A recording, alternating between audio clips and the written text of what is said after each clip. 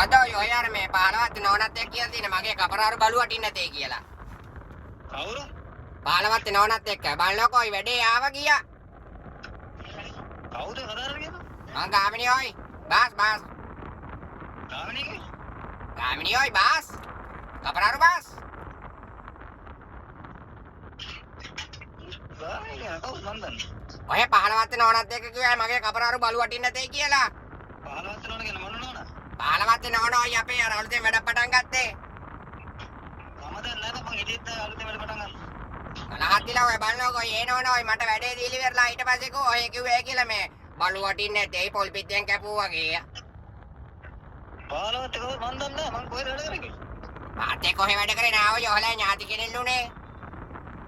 15ත් කවුද මගේ ඥාති ඉන්නේ? ඔය කියලා තියෙන වෙන බාස් කෙනෙක් අල්ලලා දෙන්න යන්නේ ජයන්ත. ජයන්ත හොඳයි. මේ දැන් ජයන්ත මෙතන ඉන්නවා. මම නම් දන්නේ නැහැ. මම ඔය 15ත්මයි නෑද? මන් දන්න උත්තර නැහැ. මං දන්නේ නැහැ. ඒ කෙලිම ඔහෙ පාව දීලා කිව්වේ ඔයි මේ ජයන්ත මෙතන ඉන්නවා. අන්න බලන්න කියහන්. එතකොට විශ්වාසය ඇති වෙයිනේ. උඹ වැඩේ බාරගත්තයි. ඉතින් මට කිව්වා නහට දෙන්නම් කියලා. අන්න බලන්න. ඔයාලා මොකෝ ඒ වගේ තියලානේ බම්මු. තියලානේ අපිට නැවුනේ නැහැ. මම නම් උත්තර දෙක කොහොමද තියන්නේ?